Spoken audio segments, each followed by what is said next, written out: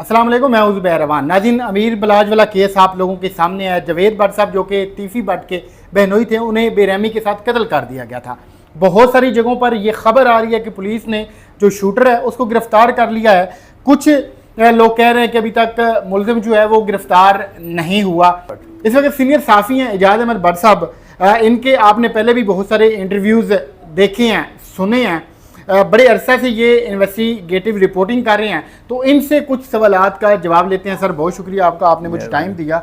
क्या हकीकत है आपके? माशाल्लाह अंदर भी सोर्सेज हैं, बाहर भी सोर्सेज हैं, हर तरफ। वाकई शूटर जो है अजहर नामी गिरफ्तार हो चुका है, नहीं गिरफ्तार हुआ? देखिए, हमें ये देखना चाहिए कि जब पुलिस ने इस वाक़या के फौरी बाद जो है ना मौके वारदात से जब फुटेज निकाली तो साथियों से ये कहा कि वहाँ के जो कैमरे सीसी कैमरे ख़राब हैं। अब ये एक प्लानिंग के तहत किया गया, क्योंकि किसी को भी ये नहीं बताया कि कौन से कैमरे, क्योंकि कैमरे सिर्फ जो अंडरपास है उसके करीब ही लगे हुए थे। कैमरे पीछे से जो फिरोजपुर रोड पे जो ओवरहेड ब्रिज है वहां भी लगे हुए थे, तो वो वाला कैमरे भी है। उसके बाद जो उससे अगला स्टेशन है वहां भी मौजूद है। तो कैमरे बहुत सारे हैं। और उससे पहले हमारी बात भी हुई थी, सेफ सिटी के जो आला हुकाम है उन्होंने कहा था कि 7200 कैमरे जो है ना दोबारा से इनकी ओवरहालिंग की गई है और ये बिल्कुल दुरुस्त काम कर रहे हैं। अब उसके ये कहने के फौरी बाद ये वाला वाकया हुआ और फिर ये कहा गया कि जो है ना वो ये जो है ना वहाँ कैमरे ख़राब हैं। वो कैमरे ख़राब करने की स्टोरी इसलिए क्रिएट की गई ताकि हम मीडिया को कुछ अरसा के लिए डिले कर सकें।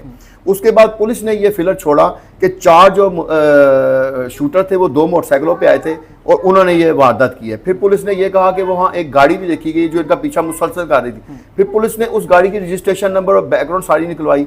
उसके बाद तीसरा फिलर ये छोड़ा गया कि यहाँ एक रक्षा तो आया था, वो रक्षा जो है ना उसने गाड़ी को रोका और रक्षा ने गाड़ी को रोका और शूटर ने फायरिंग की और उसके बाद वो शूटर जो है ना वो रक्षे में बैठ के चला गया।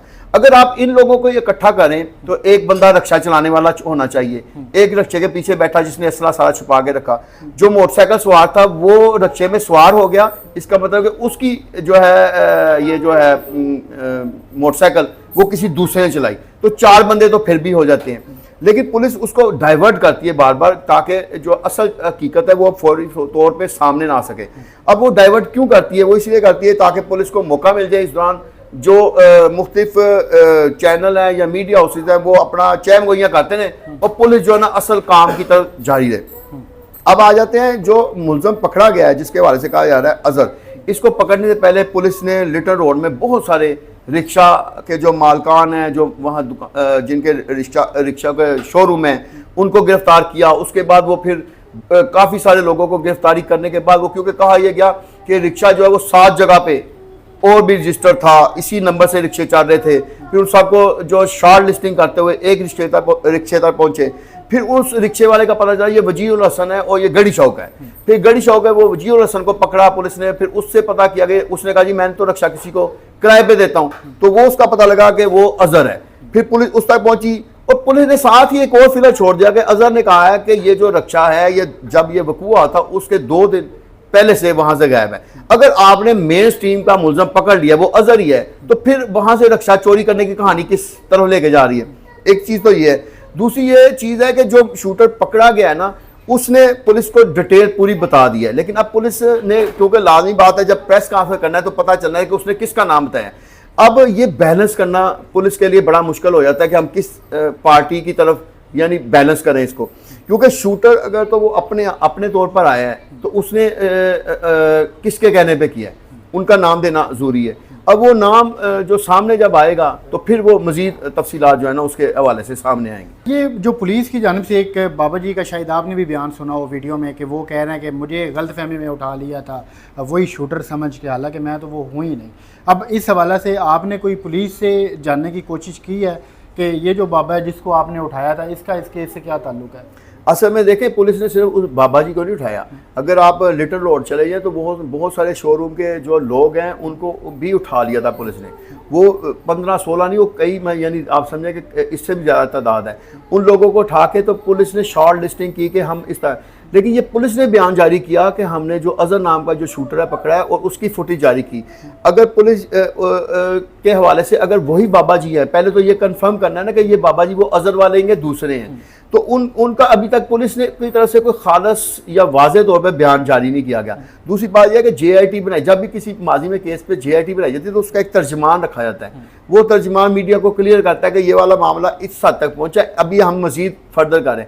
इसमें कोई एक तो तर्जमान वाली बात नहीं है। दूसरा, जिस भी आला पुलिस अफसरान से हम इसके हवाले से डिटेल, वो कहते हैं भाट साहब थोड़ी देर ठहर जाए, हम केस के बिल्कुल एंड पे पहुंचे हैं, इसके हवाले से DIG साहब ने हमें मना किया हुआ है। वो कुछ तो IG साहब का नाम ले देते हैं कि IG साहब ने मना किया हुआ है कि इसके बारे में तफसील बतानी। हम जब इसके हवाले से एक प्रेस कॉन्फ्रेंस कर लेंगे या DIG कर लेंगे, उसके बाद हम आपको मज़ीद तफसीलात दें।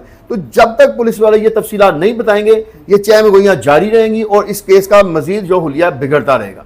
बहरहाल अभी लोगों को बड़ा इंतज़ार है पुलिस की जो प्रेस कॉन्फ्रेंस है कि उसमें क्या चीज़ें सामने आती हैं या फिर पुलिस सामने क्या लेकर आती है।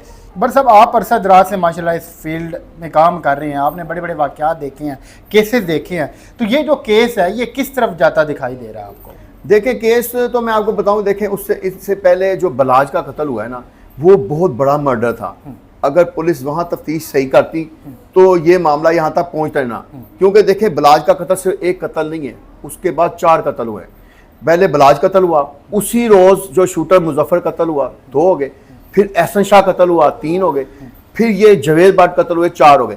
ये पुलिस की जो तफ्तीशी मिसमैनेजमेंट है ना, ये उसकी वजह से कत्ल हो रहे हैं और मुझे खदशा है कि ये कुछ दिनों में मजीद कत्ल हो सकते हैं। अच्छा, क्यों हो सकते हैं? क्योंकि अब मीडिया पे एक ऐसी हाइप क्रिएट की जा रही है जिसमें कैसर भट्ट को भी बहुत ज़्यादा जैसे उनके हवाले से खबरें आ रही हैं, क्योंकि तीफी भट्ट और गोगी भट्ट तो सामने नहीं आ रहे, तो जो सामने पार्टी आ रही है ना, लोग उनकी तरफ ही देखते हैं। तो शूटर को भी अगर आप भेजेंगे तो जहां तक आपकी एक्सेस, शूटर की एक्सेस मुल्क के अंदर है ना, तो जो वो मुल्क के अंदर लोग हैं उनमें से किसी को टारगेट कर सकते हैं ना, जो मुल्क के बाहर उनको तो नहीं टारगेट कर सकते, या जो अपनी सेफ एंड साउंड जगह पे बैठे उनको तो नहीं टारगेट कर सकते।